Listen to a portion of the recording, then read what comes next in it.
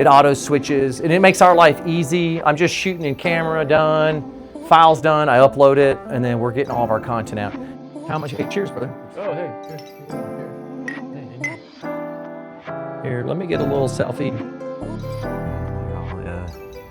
Looking like a stud. Yeah. I'm Jeremy, the blue eyes, man. Got the blue eyes. Here, just on cam one here. So clapping it? Yeah, just clap it. Maybe we'll laugh there or whatever. So.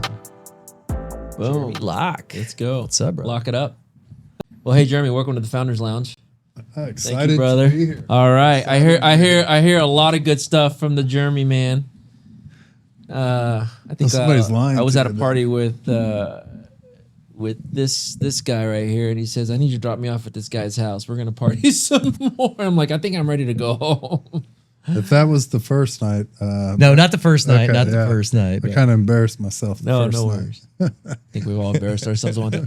So welcome to the Founders Lounge. I'm going to get started. I'm going to introduce myself. My name is Alex. I am the owner and founder of YOLO Nerd. We build custom CRMs and automation for businesses.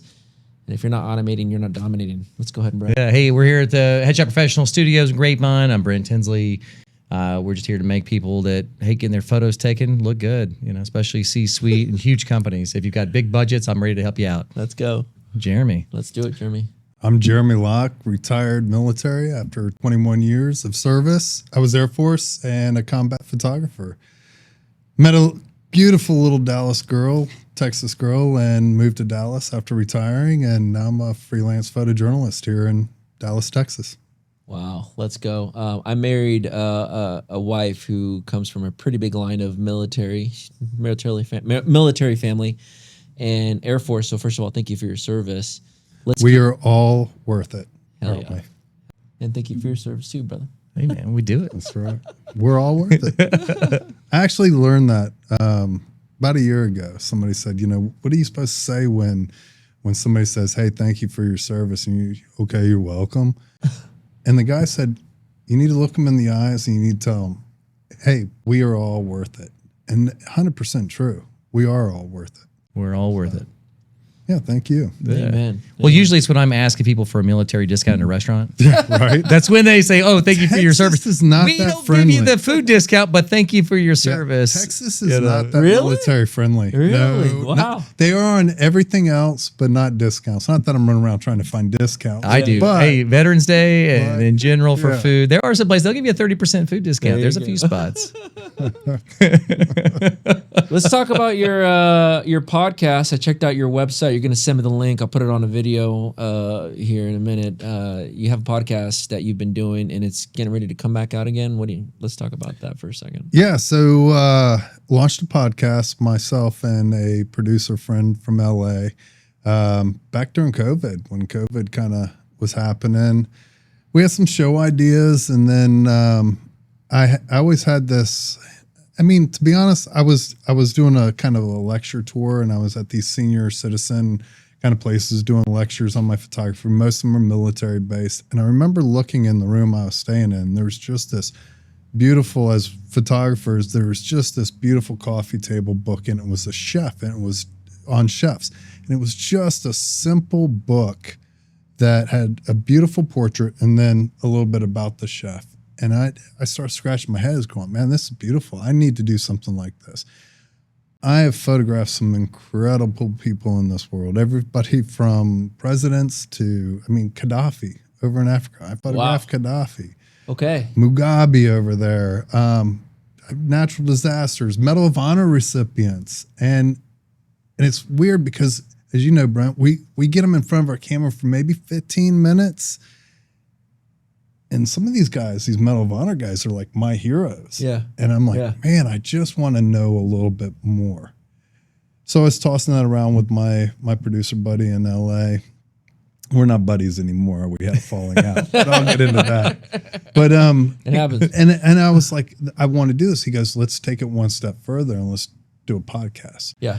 So, and that's how Last Letters was born. So Last Letters, the podcast is really, if tomorrow was your final day on earth, what would you say and who would you say it to? Oh, wow. So- Okay, that's pretty deep. Oh, it's absolutely incredible. Okay. I photographed everything from famous chefs, Medal of Honor recipients to, the girl next door. I mean, and those are some of my more favorites. There was one episode, now follow me on this. This woman that I interviewed, I did, again, all the work that we do as photographers kind of opens the door. You meet some really interesting people and you kind of put that in. So I was doing this project for a women's shelter, kind of they were released from prison. So I said, hey, I'm starting this new podcast. Would love, one of your girls to do it.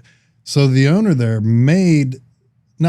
but asked a couple girls who would like to do it to write up a little story. And then they submitted it to me. And this one lady, she wrote, and I'll fast forward into like her story. Just picture this. She was born to a mother who was chained to a prison bed. Wow. That's how she was brought That's how into heavy. this world. Yes. This is like raw. Yes. Then fast forward through her life, she gave birth to her third child in prison.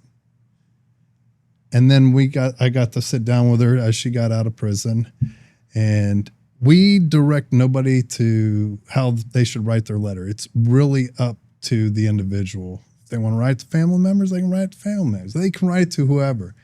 This woman took the opportunity to write it to little girls in the world. Absolutely incredible, spiritual, uplifting, and it's those are the stories that I love to hear. It's just a slice of life that, why don't we listen more and ask questions more? And that's the beauty of the podcast. So last letters, my producer and I kind of didn't see eye to eye, and we had a falling out. And so the podcast has been on hiatus for a couple of years. I had to be honest, I had to go in with another partner who's interested, and we bought him out. So, and now we're going to start looking at relaunching it. We were top 1% out of 3 million podcasts worldwide, all organic.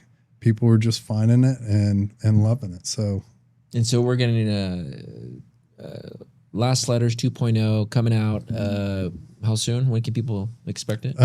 Good question. I have 10 episodes in the bank. I just need to get them edited and going. But I think we're up to like 86 episodes. Okay. So absolutely incredible. Is the premise of the episodes to just, can anybody just come in and fill out an application form on your site and become part of the show? What's the qualification to be part of your show? There's no qualification. It's having interest. We have had, again, it's these individuals that we meet as photographers. I mean, we're into anything and everything. And you're like, wow, that person's really interested. I want to know more. This is kind of part of how I was wanting to do this. And then I'm meeting people. I have to break the ice with them. Yeah. Because most people, especially what I'm doing with the corporate headshot stuff, they're awkward. They hate it. They don't want to be here. So you have to really, I mean, you don't have to, but the approach I take is to really try to connect with them on a personal level. But you have to do it really fast. And then you start talking. You're diving deeper the whole time. Yeah, you're getting in there because I'm trying to get more than just here, stick your chin out and smile. No, if it's volume, you can't do that. But when people are here in the studio, I'm talking to them. They're a keynote speaker or they're some CEO of a company. I'm trying to get something that's not just photogenic. I'm trying to find something also that's showing their personality because you're just meeting them. With them, yeah. You don't know them. You're getting to know them. And I started having so many wild conversations and really interesting conversations with people because they're in a really insecure moment. They're awkward. They don't want to do this. So you get them comfortable. You get there, and then we're having this conversation. And I was like, man, I need to be recording this. Yep. It's part of how this came up. It's story. And then Alex and I, we decided to go ahead and just push it, and we co-host it, but. It's like we meet so many interesting people. I don't know. It's incredible. Like this. But now think about that, right? Like this is our job, right? We push the button and stuff. But look what we're doing now. Mm-hmm. It's audio, but all together, it's all storytelling that you're doing. So I think that's pretty heavy. How if you could write your last letter, what would you say? And so it's almost breaking the ice to like. Really open up right at the beginning. It is. Well, and that's where it's hard is, I would love to do a live session and and be done with it. No quick editing stuff, but I feel I owe it to the people I'm working with, the people I'm gathering their stories. I owe it to them to put together the best image of themselves, because again, this is an opportunity for them to make a difference in the world. You know, my wife says, "Oh, I don't want to be on yet because, I feel like I haven't done anything." And I'm like, are you kidding me? But people listen to this stuff, and I can't dive in really quick to get to. There was Rachel Stacy. She's a country music artist, amazing, local lady here, and we dove into her story. So we started out talking about it. But you have to scratch the surface, and then next thing she opens up about her life and the abuse. I just can't run in and dive into, hey, so I heard you were abused. And one of the things I do with this podcast, I know nothing about the individual. I don't look them up. It is all organic, and I'm an inquisitive guy. I just want to know your story. And because if you have preconceived ideas, I found this out the hard way the first episode or two, I'm not listening to what you're saying. I got my preconceived ideas and questions here. I got to get to this. I got to get to this. And you're not listening to the individual. Absolutely incredible. I love it. It gives people an opportunity to leave a legacy. That's amazing. And so 2.0 is coming out very soon. Very soon. I'd like to have it coming out before the summer. Got it. And let's kind of go back. What made you want to get started Last Letters?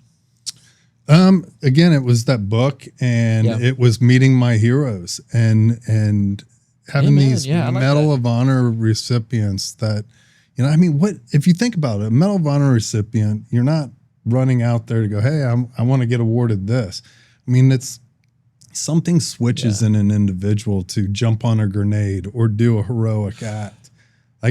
And we can't sit there and go, oh yeah, I'm made of that. You could have the biggest, strongest, burliest person in the world, and something happens, they might be running the other way. I think it's one of those things that you don't know how you're going to act until you're in that situation. And for me as a military guy, same with you, Brent, the mission is successful if we all come home. So if that means we all ran away, we all ran away. If it means we hunkered down and fought, we hunkered down and fought. But it's a team effort to come out with dignity and respect and all alive. Does it ever give you any, sensory recall for, you guys are in the military, to speak to somebody with some sort of Medal of Honor? That's to be able to tell their story and like, for an example, jump on a grenade or do the heroic act. Does it ever bring you any sensory recall? Like, wow, maybe I did have it easy. Or maybe that was just a different life back in the day. Jeremy's job, mine was stressful in a different way, but Jeremy's a combat photographer, so he's the guy in action. Wow. And also he's dealing with, you should see some of his photos from, jets and things. It's crazy. He's had a pretty wild ride, man. I love it. He's the adrenaline junkie. He loves to surf. Really? Yeah, we get along great, man. So listen, I met Jeremy's wife. We were judging a beauty pageant, and she met me. And she started after a few minutes. She's like, you know what? You'd really like my husband. Yeah. And I'm like, all right, cool, man. I'd love to meet him, And then that's how we connected. So she introduced us, and she was right. Super cool guy. But it's that curiosity, it's that inquisitiveness of not trying to have all these preconceived ideas and having the courage to still have that adventure and that fire, And to ask questions. Yeah. And it's okay to ask questions. It's okay that we don't disagree, but can I still sit down and ask questions? Can we still break bread? That's the issue with America right now. People are choosing sides when we all bleed USA. Right? We're all Americans. It's okay to disagree. It's okay. Well, that's the thing I think is wild is, especially a lot of my wife's friends and people from soccer families, I'm in this whole suburbia dad life, and she gets mortified. She's like, even my friends in New York, I have a buddy of mine. He's like, hey, this is like your crazy drunk uncle. Just don't really pay too much attention to what he's saying. I like that drunk uncle. Yeah. He's like, don't take it personal. Just don't really listen to him, And that's how they preface the introduction, because I've done my time. I'm not gonna sit here and filter myself just so you feel okay. I'm gonna tell you how it is. And the thing is, I wish that it was better that we could really have hard conversations that we disagree on, but come out on the other end understanding each other better and respecting each other more. Are you going to convince me? Am I here to convince you? No, but we can at least understand That's the beauty where of each America. side's coming from. And that's one thing about this too. We haven't had any like really crazy conversations in the podcast Yeah. yet, but We had a few. yeah. I do in my office sometimes. Just wait till I have to edit some more. Yeah, I every once in a while in my office, I get into a rabbit hole every once in a while, but we need to be able to get back to the point where we live in a more polarizing time than ever, especially with social media. I mean, things are being pushed and pushed and pushed, and people get triggered about little simple things, And and it's easy to hide behind a It is. computer screen. yes. That's the sensitive. Hey, look, It's easier to put a comment out there and offend somebody else, and they'll put a picture behind But it's it. crazy to me how it gets so quick and it escalates really fast. It's like, wow, hold on, like we were just like it just gets super heated sometimes. I don't know, and then I mean I'm not a super PC person, so all of a sudden it gets it flies up really fast. Yeah, I had to go through that with my wife. Brent knows my wife is Deandra Simmons, and she was on The Real Housewives of Dallas. Oh, boy. And so she has her haters, just like I was 7-time military photographer of the year, and my buddy said on my first win, he goes, "Congratulations, you did it, you achieved it." He goes, "Now watch yourself, be graceful, be humble, because everybody else out there wants to tear you down." they're gunning for you. Absolutely amazing advice. And that's what I told my wife. It's like, yes, you had this hater say this horrible thing, but man, you had 200 other likes that are saying this. Like, don't fuel the fire. Don't give in to that stuff. I mean, it just turns ugly really fast. So your wife was part of the what was it called? Real The Housewives Real of Housewives of Dallas. Yes. Wow. I mean, How many? You were on the show sometime. How many seasons did you have the camera crew in your house? 4. There was it was 5 seasons total. When they first came out with the show, it was called something else, and we weren't. I say we. My wife wasn't really interested. So, and then she kind of got brought into. It was changed to Real Housewives of Dallas, and my wife was brought in from a couple other girls that were arguing about her. Anyway, she signed on and went on and had 4 beautiful years of doing amazing. Again, we're talking about, the way we should act and live and carry ourselves. And during that show, I mean, it's a train wreck, right? Yeah, it is. All housewife shows are a train wreck. mean, I'm going to look at that to make my life feel better. At what point before you're like, honey, I don't know if we should do this? You said- 100% said, I'm there to support you. Okay. Whatever you want to do. I said, I have 3 rules though. I said, we do not lie. We do not bash family. And we always act the same. Like if I'm here with you guys, I saw I'm acting on camera. So one day I was sitting there, I was showering up, and I just saw a confession that she made. And I showering up, and I go, "Hey babe," I go, "I saw your confession." And in her confession, she's like, "Well, I'm the breadwinner of the family," and blah, Oh, blah, blah. boy. So I go, "Babe," I go, You kind of broke rule number 2, don't bash family. I'm like, and she looked at me, she goes, "Yeah, but I didn't break rule number 1, don't lie." Oh. I said, "Good on you." And I just kept washing my hair. Good on you. So it was a fun ride. Fun ride. She's got some Did things you in the get works. sexiest man of something or other? What was the award, or what magazine was that? Magazine. No, you're gonna make me blush. Wait, let's go. 10 hottest house husbands or something like that. Let's go, man. Walk away with it, man. Be proud of it. Let's go. That was before she put all the gray in my hair. That's usually when Thanks, these are starting to come in here with marriage. Let's go back to the military deal. Military photographer. Can you recall one of the closest times where you're like, I just got to get out of here? Where you were pretty scared? Where you're like, I think some of close calls.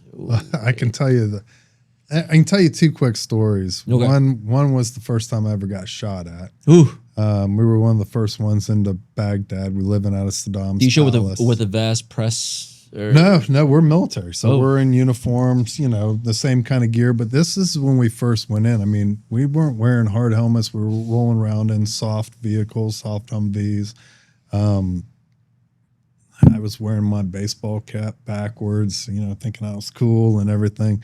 And I remember we were driving back from a mission and we're coming up to the palace. And the first time I just hear this pop, pop. And you hear, somebody firing, shot, shot, shot. And all of a sudden I just hear this whiz, crack, like bullets. I don't know how close. I mean, they sound like they're close. They're whizzing by you and hitting the trees behind us as we're rolling around. And I just remember ducking down and my gunner just started going, cack, cack, cack, cack, cack, cack, cack, shooting. And I remember just looking up at him going, wow, like, holy shit, I'm really in it. This is cool. Oh, wait, I'm supposed to be taking photos. And it was over.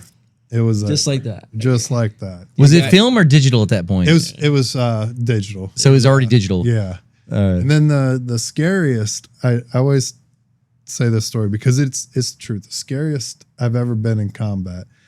Again, the same time when I was in Baghdad, I was working with Green Beret Special Forces, and we were the guys who found Uday's lions. It was in the palace right next to him. So there were some little game animals that were running around on his.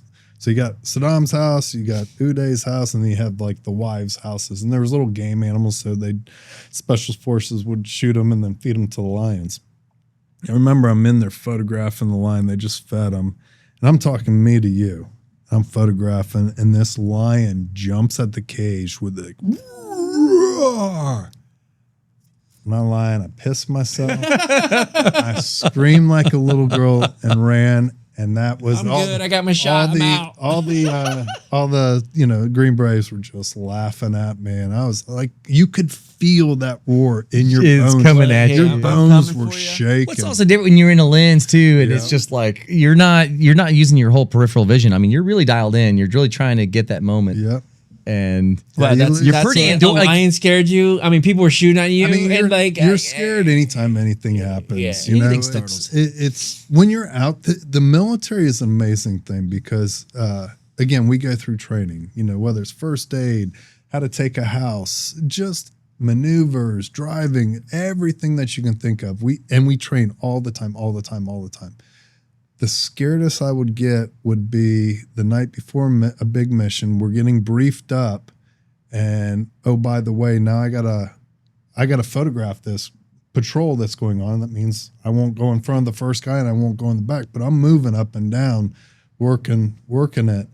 And oh, by the way, now I gotta look out for this little pressure plate that's this big that can blow me up. So you get nervous sitting around thinking about it. But then when you're out there, it is amazing how your body just kicks in and you do your job. And again, you know, thinking that your job is super important. I mean, honestly, my job as a combat photographer is probably one of the greatest jobs I've ever had because I had the honor of photographing what our brave men and women get to do. And then to show the American public, show the world what they're doing, and nothing greater in this world can do that. Now I've been blown up, I've been in firefights, I've stuck fingers in bullet holes, done all that you've kind seen it of all. stuff. Yeah, but I'd go back and do it all again. I really would. I loved my job, and the beautiful thing about being a combat photographer is I get to, if I want to, you know, roll around in a tank one day, I could go do that. If I want to, you know, fly in an F-15, I can go do that. So it's a beauty because we get to see the whole asset of the military, how each little piece comes together. And those tier 1 guys, those special forces guys can't do their job without a logistics or a truck driver. So it's beautiful to see this whole big military come together, and it's proud to see. Now you know why we're the #1 military in the world, hands down. It was a really cool little video I saw on the YouTubes or maybe Instagram. It was like a little short I saw about a military vet. He said when he was younger, a lot more people were afraid to go out or get drafted to war. But he said when he got drafted to war, he felt while he was at whatever he was doing, he felt more as a man. Every time he came home to the U.S., he didn't feel like he was a man. He felt more alive out there in action. Yeah, I mean there is this switch that you kind of triggers you. I mean honestly, all you're doing over there is eat, sleeping, and fighting, right? Like that's really it. And then it's like, I mean, I'm not saying anything different than anybody else does. Now you have to come home, deal with your family, and I'm not saying deal in a bad way, but it's now you're a father again. Now you got to go to the grocery store and there's 200 cereal boxes and you got to pick out one. like all those little things get you the adrenaline rush. Like you're not getting that adrenaline rush. Yeah, living a high stimulus life for a while and then coming back to for me, I mean, I wasn't dealing in the middle of combat and stuff, but my person, I've always gravitated towards these super high adrenaline stimulating types of events. And like for me, living in suburbia, call it kind of, it's not Groundhog's Day, but it sort of is a little bit. It's kind of a lot of the same routine, same things. Some people like that, and some people thrive on that. But for me, I kind of need new and strange, interesting. I don't know, like I need to experience things. So it's. Are you kind of just waiting for your next Karen at Costco? Yeah, it's. I don't know. Like for me, like you did a lot more time than I did. You did full retirement. I mean, you did over 20 years. I mean, you have it's a little course when you're leaving the service. They give you a little course like, hey, here's the civilian world. It's not the same, and.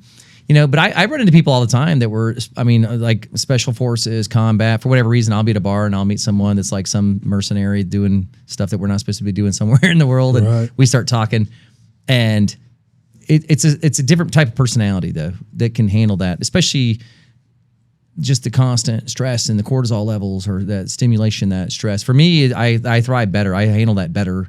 For me, when it's like the mundane, the boring, I don't know. To me, that's like, it's tough. It's funny because we do, as photographers, as military, and it's like we kind of thrive under pressure. It's like I'm flipping out like on a project, like why wasn't I doing my research, a week ago or this or that? And honestly, it's because we thrive. If my job's picking up a camera, same as Brent, and if you're not a little nervous every time, then you're complacent, and I don't think you're going to perform your best. And every time I push that button, I truly care. Like I want, whether my client or I want to bring back a portfolio, what I always call a portfolio image for me, something that I would add to my website, because then I'm pushing myself, right? And then I want to bring back stuff that the client's asking for, but more for them to go, oh, I didn't even think of that. Wow, that's cool. Yeah, a little bit more. Is the military still doing photographers? Oh yeah. Oh yeah, really? Yeah. Because with drones now, with operational drones as well. Men on the ground. You got Really? Navy, Air Force, Marines. Do all branches, Army. Coast Guard, do they all have that role? Yeah. Everybody has Really? that role. Yep. Space Force. I don't know about Space Force. That was. You saw that they were using the NASA's using icons and everything else. This is Yeah. like sort of a dick swinging contest for photographers. There's Canon, Nikon, Sony, and all that. I don't know if. I mean, NASA still. I think NASA's still swinging the. I'm Nikon. sure it's still Air Force people doing space. I don't know. And so, what does the training look like for a military photographer? What does that look like? The training. Yeah. Are you carrying a pistol with you? Oh yeah, we're combatants, so we're carrying weapons as well. Because he's not a air medic. crew. Because I was air crew, I was just afforded the opportunity. I could carry a pistol. So again, my job isn't to go out there and fight, right? That's not my job. But you'll have to if it comes right. to it. Yeah. And my job is to document what our brave men and women are doing. Again, I had fellow, photographers, videographers at Combat Camera that were like, all hula-hooed up, guns, grenades, all that. I'm like, bro, what are you doing? Like, you're not supposed to be out there fighting. And now if shit hits the fan, right? Like I always said, if it gets bad enough, there will be a weapon there for me to pick up. Yeah. Meaning pick up. Yeah. Yeah. Oh boy. I had my pistol, but again, my job wasn't to be a war fighter. I've had to pick up a weapon before. Thank God I never had to fire back. The other people do that. But our training at Combat Camera is we've been trained up by Blackwater kind of people that we're learning how to kick down doors, shoot at distance from me to you to long distance. But you got a clear room. Right. But you're in there in the room too. You don't want to be you don't want to be a liability. We can be number so two if you're man in the there, number stack. 2 man, you don't want to screw something up or even take a shot yourself. You know how to clear a room. You know how to assess a situation, but you're also trying to compose it too as a photographer. So you're looking I at think things in Brent different said it ways. the best. You need to be an asset. Now picture this. I'm an Air Force guy walking on to these military, army bases that are scattered throughout Iraq and Afghanistan. Here comes, Gomer Pyle looking Air Force guy, hat cocktail, half tilted, like, hey guys, what's going on? Who's seeing action? They're like, what? Like, I guess. And again, they have to give up a seat on that patrol or on that thing for a Joe Schmo like me. You're constantly proving yourself. Next thing I know is like I get commanders knocking at the door going, hey, Jeremy, what are you doing? What are you doing tomorrow? You can't believe what we found. You got to come out with us. Like, again, constantly proving yourself. Every time we go out on a job, doesn't matter if like my hunting thing that I was at this last week, every time you were having to prove yourself. So for like a military photographer that goes out and takes pictures of war or whatever operations you guys are doing, is any of that used for military court It's used or for data? It's used training, for everything. We are the eyes and ears of the Joint Chiefs Staff. We're there for historical documentation. Our pictures can be sent up secret, FOUO, for your eyes only. They can be released to the public. The public owns them. They're all public domain pictures if they're released. Well, part of like this, you just had the big, not an art show. What are the photo exhibits that you curated? What do you call the? Oh, the at the Flight Museum. Yeah, but you have a huge curated. It was public images though, basically. Yes, yeah, it was. Oh my God, I can't. I'm Well, now I'm forgetting what it is, the title of it, but absolutely incredible at the Flight Museum. I think it came down this month. It was up for over a year, and really, the Flight Museum came to me and said, "Hey, we'd really like to honor you and showcase your images." And it was an aerial exhibition on aerials, and I'm like, no, this is like, I'm very honored, but I see this as a bigger project. This isn't about me. So I said, I can do you one better. I said, let me curate some of the best military photographers' work over the last, several years. Wow. And we put together a bunch of images, absolutely beautiful exhibition, well ran. I mean, they were only going to keep it up for 3 months, and it went well over. So they ended up keeping it up for a year. Yeah, because I remember coming out the night that y'all yeah. launched that. Yeah. Have you ever had to do like any just like single missions, like yourself? Ever go out by yourself for a specific? Not in the military. Not in the military. I mean, you do when it's peacetime, right? Or Yeah. maybe there's exercises. But normally we're kind of battle buddies. You have your battle buddy. It'll Okay. be myself and a You're with a group, videographer yeah. and whoever we're attached to. Okay. So, Okay. peacetime, when we're not in war, we're training, doing exercises, Yeah. and I might, be the only photographer that's going out with this group over here. But So let's get into a little bit of the transition. So, I mean, you're an incredible talent and training, but then when you transition to the civilian world, there's not really an easy manual. I'm like, okay, hey, you got your training here, go have fun in the civilian world. You have been extremely successful, not only giving back to the veterans. You do things with giant fundraisers, galas, but you also do commercial work. You do, but you also have art that you sell. You've been around the world.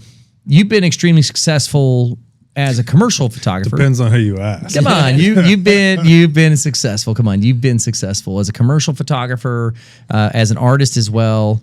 I mean, I've seen you at work, where you're out and you're shooting, even with you and Greg, I can really tell not only your skill set, but your enthusiasm and to have something you've done for that long that you still have a passion for is amazing to see, and that's something that I loved about even the gala that we went to with you guys. Just seeing you work and going after the shot and getting in there, you know what I mean? Like even though it's not a combat mission, this is a giant fundraiser thing, you know what I mean? But you still have to get in, you got to get your shot. That's some people, they don't understand. Even as a photographer, you still got to get in there and, but to get that moment, to get the composition, to capture it, you know what I mean? It's a lot of situational awareness because you've got to know what's going on, what's happening, like it's one thing I see with certain photographers, they have zero situational awareness. They don't know what's going on. I think maybe wedding photographers have to be a little bit more aware of that, but it's that. I feel like you're training that photojournalism that it applies well, especially to certain events and things. You know what I mean? To be able to transition. If I can shoot it as a photojournalist, it took me a little bit longer to catch on to like a commercial. Ad campaign kind of thing using lighting and stuff. But getting out of the military was very tough. I mean, I met this hot, beautiful woman from Texas. Definitely, was uppity, meaning she was a society kind of girl. Got out, came to Texas, and it was a tough transition. Yeah. You lose your people, you lose your sense of purpose, you lose your mission, and then it was tough. And it wasn't till Brent's been out with me a couple times to work with Air Power Foundation was the first organization that I volunteered for that kind of gave me my sense of purpose back, and it's all veterans. They're a nonprofit that raises money to give to nonprofits. So absolutely incredible. They do a gala every year. I'm hands down, no money. I just want to be a part of it because they were the ones who gave me my purpose back. Got it. For last letter, do you want to interview more military? Oh, yeah. Really? Oh, yeah. Absolutely. Tons more. I mean, yes. Military is a cool aspect. That's one of the reasons why my editor and he's like, oh, we need to do military. And I'm like, no, we don't need to focus on the military. We need to focus on everybody. But yes, there's so many cool individuals, military and non-military. But yeah, going back though, having that sense of awareness when you're out, like it's, for me, what excites me every time is trying to chase and get that moment. Lighting and all this kind of other stuff can come and go, but as you saw me hunting in there, I am looking for the moment. Somebody smiling, laughing, crying, watching the body language, just really in tune. And I kind of get in and get focused. I think so many photographers out there can take beautiful photos, right? But are they saying something? Is it a storytelling image that you feel something about? And I think if you go to my website, like you see every photographer always takes bad photos. I'm just not going to show you, but I truly think I have a passion for making you feel something when you look at those photos. I like your story. When you said you moved, you met a Texan girl, you fell in love, and then you had to try to find a purpose. I had a very similar story. I had a company in Colorado. We got rid of that company, married an Iowan, moved to Iowa, was working for a logistics company in IT. I knew I wanted to go somewhere in the world of IT, but I knew I didn't want to work for somebody. And so I had a hard time finding my purpose. And so within those 4 years, I actually did find my purpose by self-development and just trying to figure out what direction I want to go building the business. And as soon as I moved to Dallas, that's when that's when it really took action. And you found something that you love. Yeah. Right? Like that's Yeah. again, and you're not even military, No. right? So again, we all go through these periods that, we can sit back and do that 9-to-5 job all day long, but It hurts. but I also sounds like you wanted to better yourself. Yeah. So how can you better yourself?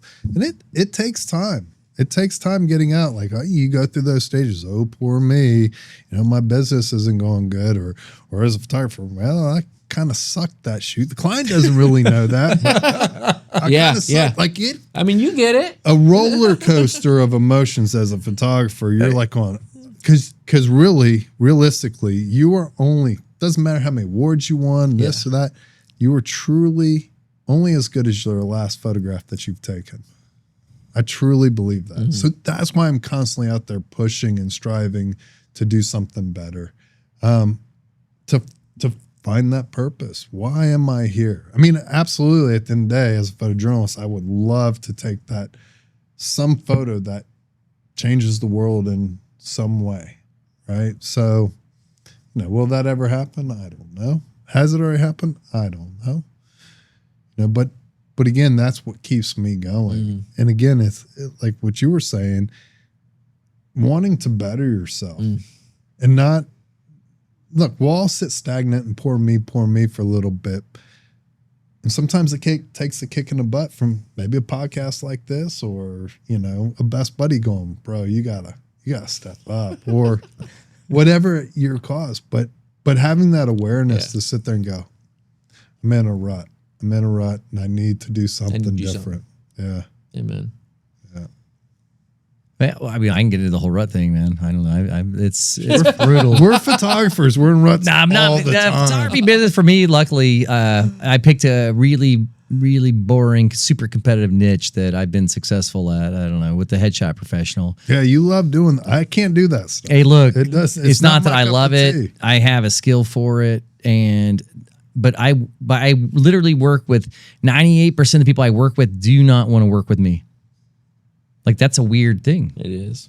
Like, I'm not joking. It's like worse than dentistry. People do not want to be here. They don't want to see me. The company's making them do it. I went through that. Yeah, that's what I do. 98% of my revenue comes from working with people that do not want to work with me. So And let me it's ask like you a this. necessity. So what do you do? What's your personal project? Right? Like, So for me, lately I was working on a personal project that my wife shut down. So I was doing more like my background for commercial work. I was building like e-commerce, things like that. But I'm having to deal with younger talent. That Lauren was getting jealous and things. So I haven't kind of like slow that down. Yeah. But for the personal side, I mean, I took some pictures with my family in the freaking Bluebonnet Yeah, I field saw that. last Beautiful. month. We do things like that. It's, I try to document the family and the kids. I try to think about that. It's kind of like one of those things. I grew up doing construction work. It used to be a saying, like the painter's house is the house that's the worst. It needs to be painted. I don't know. Have you ever heard about these? Like I've the worked- plumber's. The plumber's I think we've house. talked The about plumber's this. house is the guy that's got the leaky toilet. Yeah. So I don't want to be that guy, man. I'm like, look, dude, I have this equipment. I have a skill set. Yeah. So for me, You don't want to be a web developer with a crappy website. yeah, for me, I want to document. Now, I'm not obsessive. I'm not like that guy at the soccer field taking pictures of my kids constantly, but I do want to document certain things, and I do enjoy doing that with the family. And so we do it at least once a year, springtime. When I'll drive by, I see the Bluebonnets blooming. And I'm like, all right. So we go down here. There's an old feed store. It's cool. This old rustic Oh, the old that's good. feed I saw store. those photos. Yeah. So it's kind of like cool. We do a little bit of studio stuff. I should probably do that a little bit more. At least for the family Is that and kinda like document you're things. trying to get your 2.0 version of yourself? Is that? It's just you want to document your kids. I mean, they grow so fast, they age so quick. Tracking that, documenting that. Leighton, the 15-year-old, he's not that interested in this. I'll see about Levi and Lyle. They're 5 and 6 now. If they have interest in that, I would love for them to be able to come in here and hang out and help out with things. Lyle has an interest. He's actually some amazing portraits I have of my wife and I. I set everything up, and Lyle was taking the over pictures. there. Nice. When he was like 4 years old, and he's in there taking. I have portraits printed in my house that Lyle took. At 4 years old. Your kids are doing better than mine. Because I'm not gonna lie. Dude, I'm trying to get my kids. High school, I helped my son in his photography class, and he failed it. What's that say about me? I go, how Did you can have words with the fail? teacher? Like, No, listen, I just said, listen, how can you fail this? I helped you. He goes, no, I didn't turn it in. You lazy son of a bitch. Like, good Lord. Oh my gosh! I'm trying to get my kid to. I don't. He just wants to buy toys all the time. Like, oh, we go to Walmart or pick something up at the grocery store. Oh, give me some toys. I'm like, dude, why don't you just make your own toys? Give him a lathe. Give him like a wood chisel and a hammer. Like let it harm some.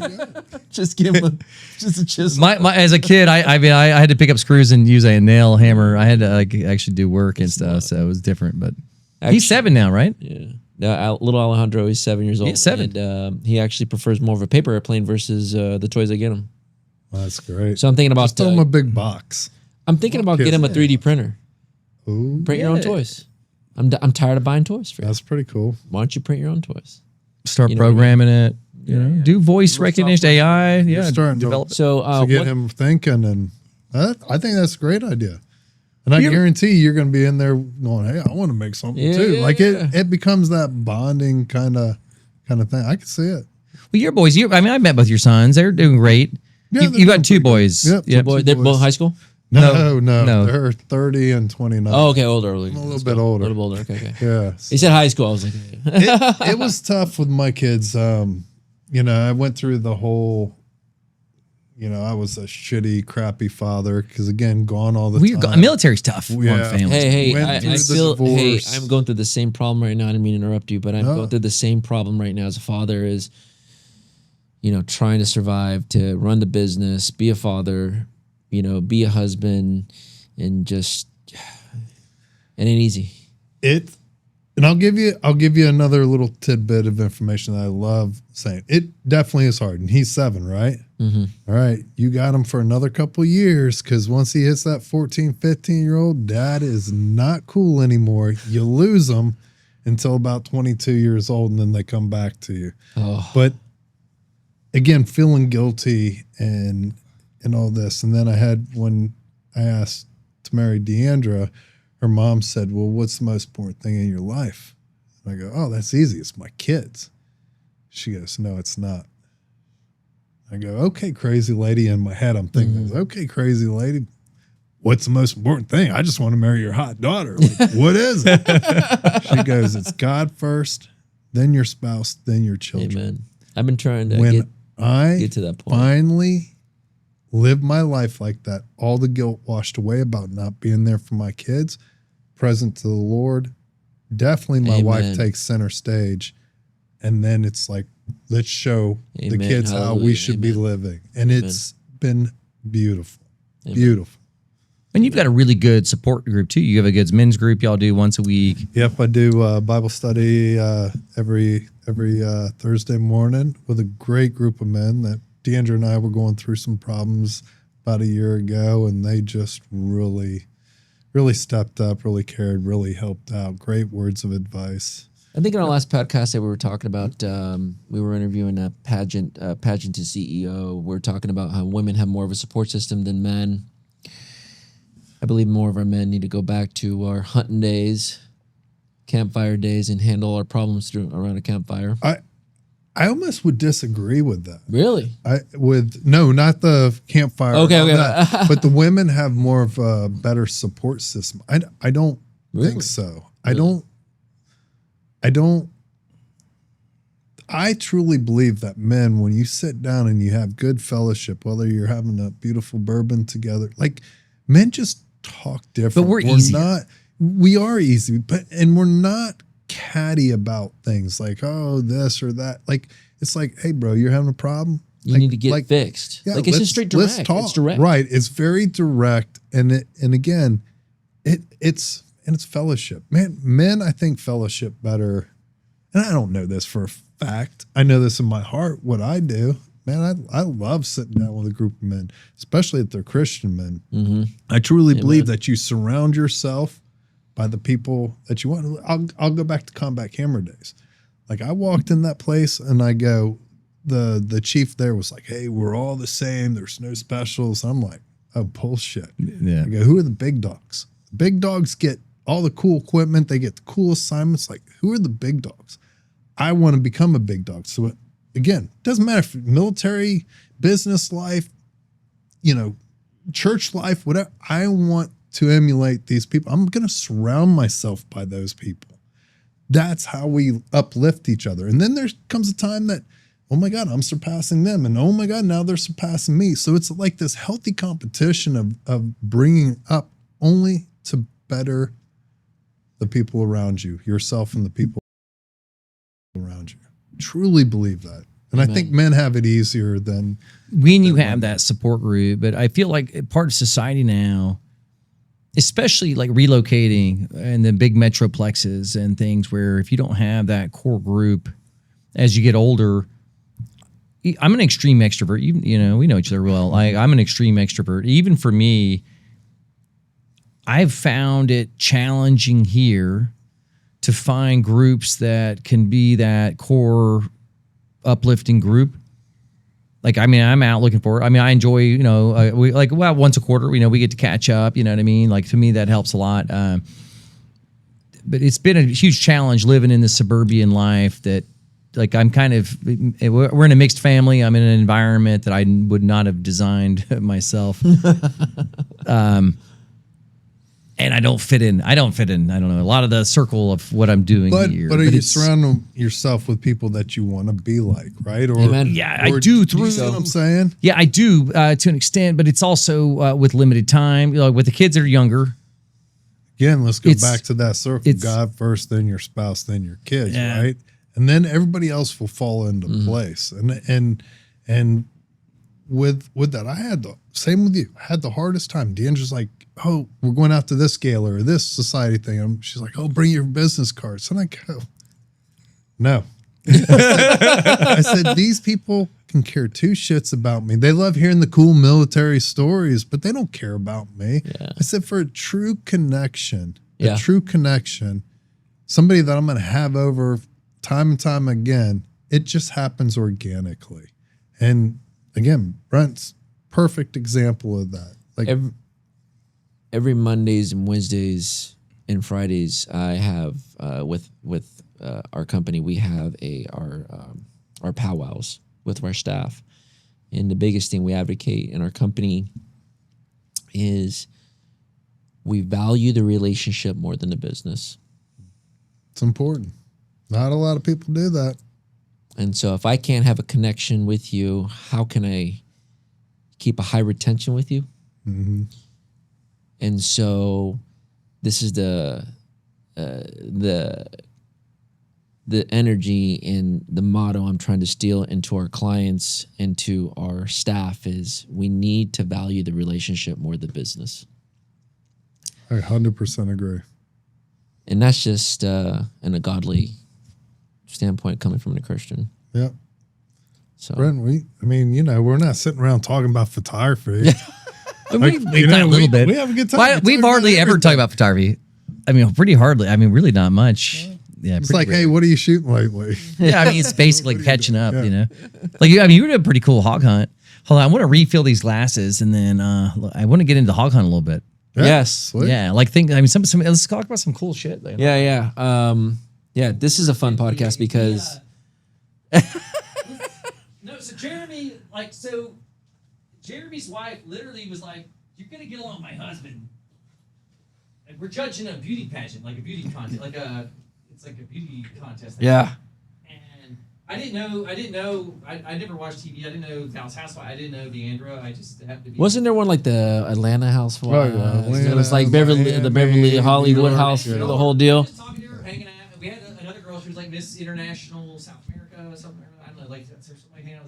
And the other girl was like the normal, like trying to be proper. And then Deanna and I were just being real. Yeah. And she's just like, wow, you know what? You're gonna get along, Jeremy pretty well. And I'm like, all right, cool. And then like out of the people I've met here, I really, really value the relationship I have with you, but also Deandra's supportive. She's very supportive. Now I have met other great guys, but then what happens is their wives don't like their husbands hang out with me because they start to act like men. Start puffing out the chest a little bit. Well, they start to feel like what it has to feel like to have a fucking dick and balls to their legs. You know, they're from San Francisco. They're like, whoa, hold on, buddy. I like the whole country Southern dude. I guess. But I don't want you to be a real man. I want you to be a real man, but I don't want you to be that much of a real man. Well, I guess that's why I surround myself. That's why I do a lot of veteran charities. I need that me time to be around those kind of men. Yeah, and a really good group too. I mean, I've been able to come out when it's just you guys, it's just the guys. and those are all organic guys, all organic that I've met organic. Let me ask you this question. Now that you've been around all types of men, for our younger guys that are trying to find a good group of Christian men, and they can't find them, what do you recommend? What do you recommend to start looking? Well, there's a group here in Dallas called 10 More Talents. Jeff, one of my good buddies, runs it. There's Christian men's 10 More Talent? 10 More Talents. And I'll get the link. And you mind if I put it on the... No, absolutely. Okay, He on the would love description. that. Okay. Yeah, Okay. it's. I think a lot of our men are looking for leadership, guidance. Tap into this. This is like old Christian business. It's all businessmen. Let's and go. it's great networking place. They meet once a month. What was it called again? What was the name? 10 More Talents. 10 More Talent. Hey, let's look at it. Yeah. Yeah, no, I'd like to come out because I've been looking. We're at an hour, so basically, that's we're back in. So at my church, I go to this guy, the Compass Church. They've got a whole movement going. They have a men's group they're doing once a month meetup. But it's like I need to tie into something at a higher level. You need to come on 10 more my times. Bible. You should come on next Thursday morning. Yeah. And I want to love get have connected. you guys. Yours doing some of it's online, or y'all mostly in person, It's or all Zoom. it's a Zoom. So I joined a Zoom. It's Tuesdays every morning at 6:30 a.m. It's a hunters prayer group, all hunters. And then like that. every morning at 6:30 in the morning, 30-minute powwow. We hit a topic on a verse in the Bible, and but they're all hunters, and a lot of those men they sell out. They'll do a hog hunt. They'll do a fishing tour, and or a dove hunt or duck hunt, whatever. Pheasant, different Yeah. turkey. And or turkey hunt, like you said, and it sells out quick. And Nothing better than Texas men and 6:30 in the guns. morning. Sometimes I make it, sometimes I don't, and I try to keep going to it. But I definitely want to look more into your group. There's definitely organizations out there. It's just kind of finding the right one. It's like, with all these veteran organizations, these people need help, right? Mentally and physically. Some are missing legs. And they're afforded the opportunity to hit tons of them, 10, 15, whatever. Not everyone's going to be right for everybody, but trying to go, and will things click? So, I first started out, I go to First Baptist Dallas, is my church. And then I was like, well, I want something a little bit more. Like I need a men's group, right? Somewhere there's cool Christian men around. So then Chad Hennings, football player, who was Air Force, by the way, he was also a pilot, Cowboys football player. He had an organization called Wingman. It would meet at Dallas Country Club once a month. So I go there a couple times, and they'd have a really cool motivational speaker, but it just felt very basic. I hate saying that. It was a great organization, but I wanted something more. I wanted a connection, right? Yeah. So then, I like how you said that, a connection. yeah, I want, like right now, I can call up any one of my Christian men on my Bible study and go, hey, I need this, or just call up the chat. Yeah, yeah. And I've had them over to the house many a time. So I wanted something more. I wanted that personal connection. So that's where, out of Wingman, I fell into this Bible study group that meets once a week, Thursday morning, 7:30 to 8:30. And just like, I'm that kid. I have not read the Bible. I have not read it front to back. I am constantly learning. And I get to be that kid. You know your kids when they're like 4 or 5 years old and they're like, Daddy, why is the grass green? Well, why is the cars? How do they roll? Daddy, why does this do this? Like, that's me at Bible study. Well, time out. What do you mean he did this? Or You're not just taking it this? for granted because it's indoctrinated. No, I like no, how you said. I like how you said it's ask and okay to talk. ask the silly question. Absolutely. And what better men that you can ask questions to than a men's Bible study and not go, oh, he's asking questions again. I've literally had in my group guys going, man, thanks for asking that question. I just felt too stupid to ask. I'm like, oh, they didn't say stupid, but I was like embarrassed to ask. I'm like, hey, I don't know. I'll be the first one to say I haven't read it from front to cover, but I'm learning every day, and it's exciting opening it up. But there was, I think it's still going on, but there's Christian men's business lunch. Absolutely look that up. And then my buddy Jeff spawned 10 More Talents. Same thing off of, I think Christian's businessman luncheon is like a nationwide. And then he spawned it off to be a Dallas thing. More of a regional. Absolutely incredible. And then what they'll do is I think it's once a month. So it's older business guys and young guys come in and they talk and network, and we always have a guest speaker and stuff. But then the great thing about 10 More Talents is I think it's once a month, once every 2 months, they'll meet at an office somewhere, and it's very young guys. You don't have to be in Dallas. You could be anywhere. Dallas for the 10 More Talents. Got it. Okay. But well, I mean anywhere around here, yeah. Yeah. But then they bring in just these young guys, and I got to guest speak in front of all these young. I'm like, I'm not a businessman, really. Like, I'm a photographer. Absolutely incredible. Matter of fact, I'll tell you a quick story too. Sorry about my stories. No, great. No, this is more personable. So We didn't come got scripted asked- on this one. This is going to be more. I love more it. German. I got asked by my buddy Jeff to go up and speak to these young businessmen. I'm like, I don't know what to say. And that came up, I don't even remember what I said, but I kind of taught them one thing that I learned from my podcast. I had a guy that I interviewed who,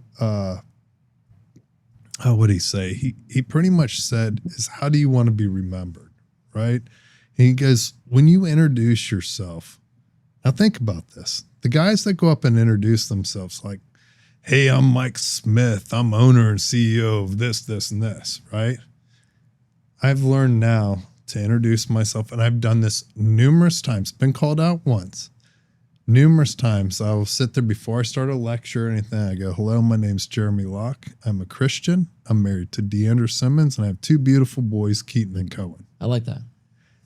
So I kind of taught these guys, these younger guys, what I was, all my information is just passed on. I'm not coming up with new ideas, but I latch on to them, right? And then you make them your own or whatever. But so I told these guys that. And literally 2 days later, we had the 10 More Talents lunch. And I was waiting for these young guys to get up and introduce themselves. One guy who wasn't in the group stood up and introduced himself that way. All those young gentlemen flipped and turned over and looked at me and went, wow, like their mind was blown. Yeah. So when it came to them, each one stood up and introduced themselves that way. Because I was told, who do you want surrounding you Yeah. when you die? I mean, it's inevitable. We're all going to die. Who do you want surrounding you? Do you want your CEO buddies? You want this? You want that? No. I want God around me. I definitely want my wife there and my kids and family, right? Then, of course, some friends and stuff. Absolutely. But that's not, that doesn't make me. So again, learning, my life has been so much better. You heard my voice crack because it really is so much better. I can tell the Lord living is really, in that. Yeah, really making an impact in your life. absolutely. Amen. I was that guy, back in, I can remember sitting on top of Baghdad, on top of Saddam's palace. My ex-wife, she's like, wants a divorce. I remember sitting up there praying to God, like, oh God, come on. And I don't pray to God. Oh, please help me out. Why? Like, oh, please God, hopefully I don't have a disease. Oh, don't let me get caught cheating or this or that, right? Like, how hypocritical was it for me to sit there and only ask him for those, when I'm in time of need. Served me nothing. Didn't learn, didn't live by it. So that's why I was doing that stuff. So much better living it, loving it. And I don't know, maybe we just get wiser as we get older. Maybe. Or we just get saltier. So for you men out there, there is no excuses. You're not alone, and you can find these awesome Christian groups. I'll make sure I'll put your Absolutely. that link underneath on the description. Join the group. You're not alone, and be around successful men to guide you and walk you through it. Because even if you think you got it, you may not have it. You may learn a thing or two from some of these guys. We also need to always be called out. The thing is, the hard part is the more successful or the more the more successful you appear, the more people tell you what you want to hear, or the more they just want to be in favor with you because they want to ride your coattails. And that's the hard part, and I've seen that. I've seen that with celebrities. I've seen that with friends of mine that were, insanely successful. Fortunately for me, I haven't had to deal with that too much. But like you see people who, again, they already assume that you're already in this position, and they say the things that they think they should say, or they treat you the way that they think you want to be treated, and that doesn't serve you. It doesn't serve you.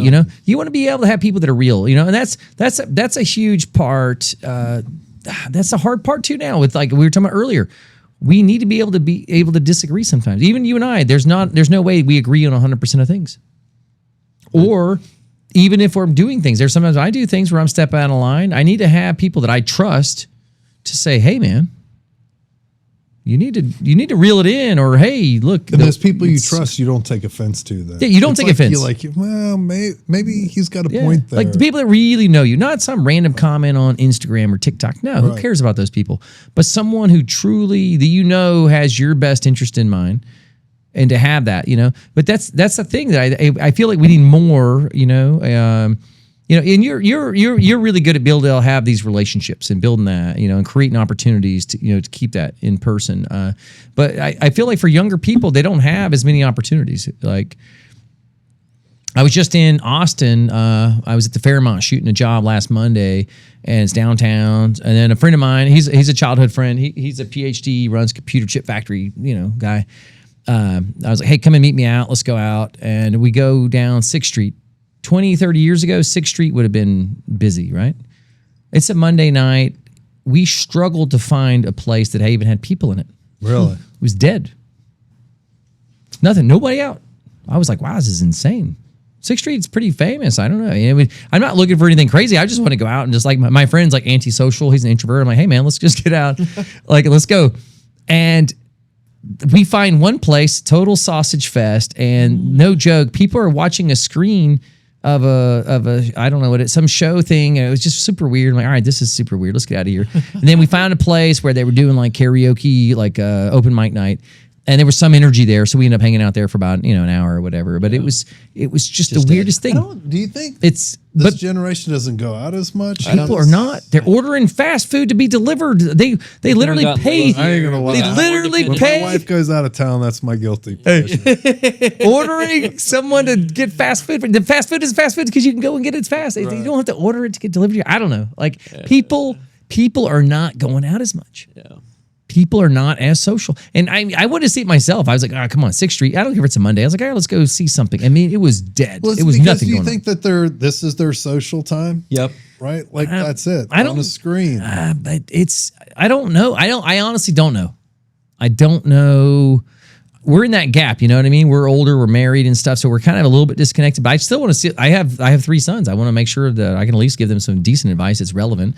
I don't want to be like, well, Grandpa. I think your sons are going to be ahead of the game than most other kids, man. Oh yeah, leading by example, right? Yeah. Like the hog hunt that I was just on. Like you wouldn't believe the amount of kids that were at this organization serving, right? Really, but also just hungry. Yeah, but also just. Like they reminded of me, like playing army out in the woods, or playing baseball. I saw these kids playing baseball, and then they took cornhole and they were playing dodgeball with the beanbag. Like kids just being kids. But anytime you talk to them, it's yes, sir, no, sir.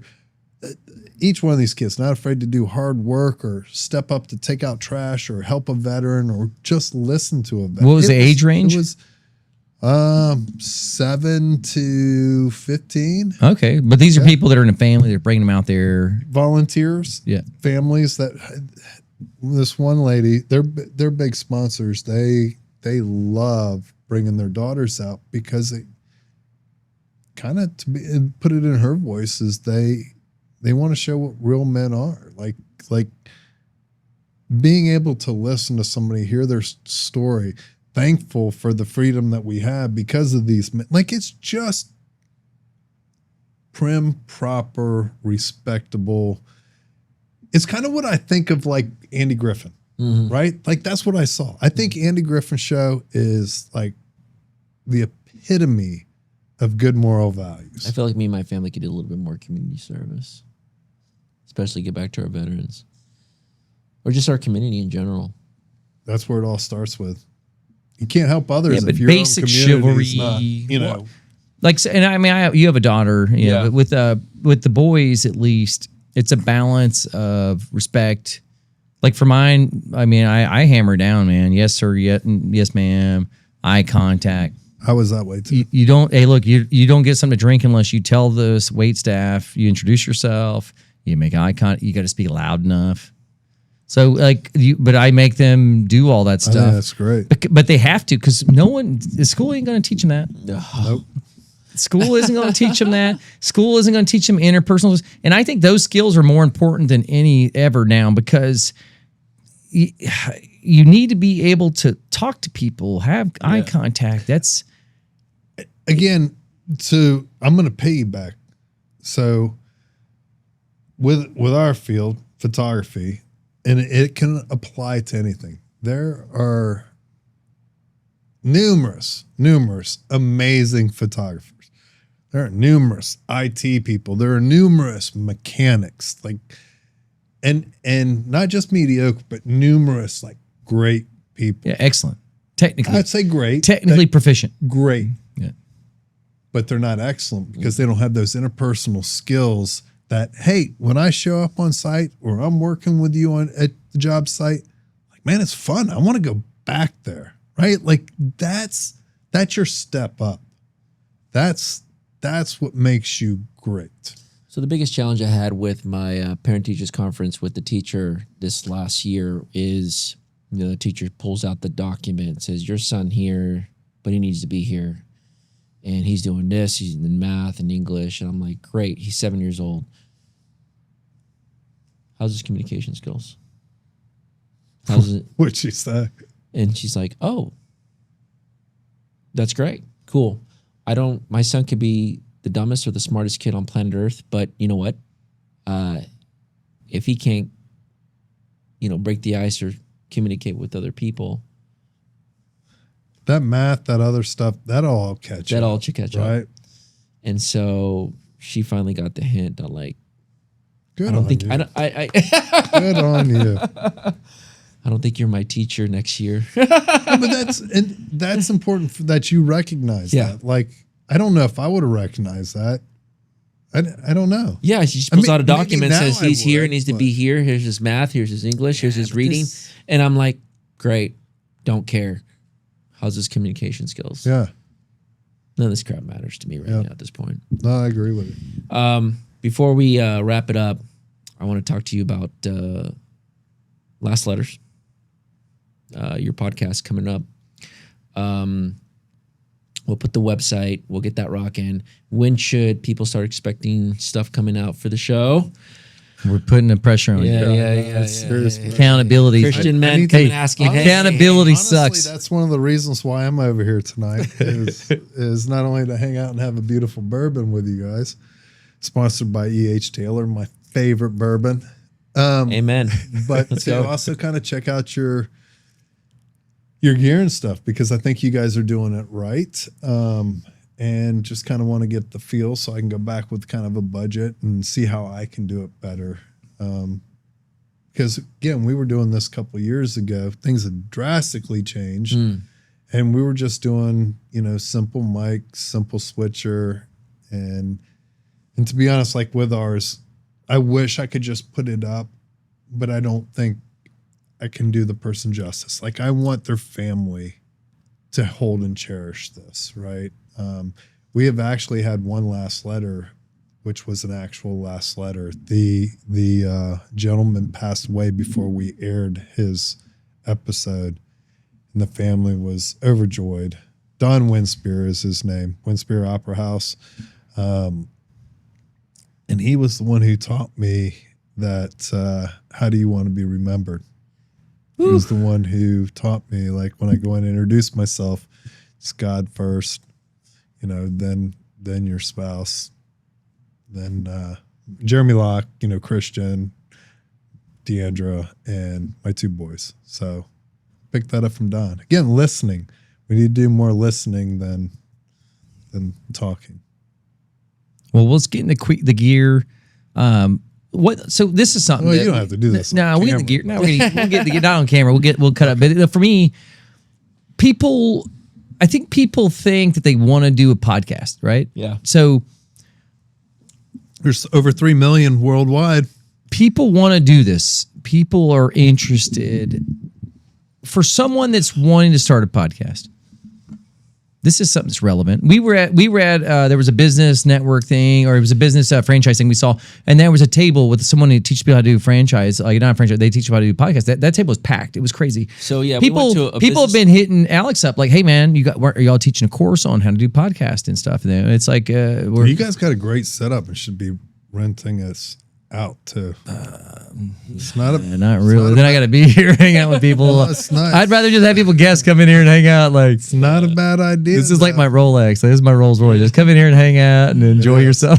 You guys got it right. I mean, it looks great. No. And I think that's when I first met Brent, is just like, hey man, once we start this, we're not stopping.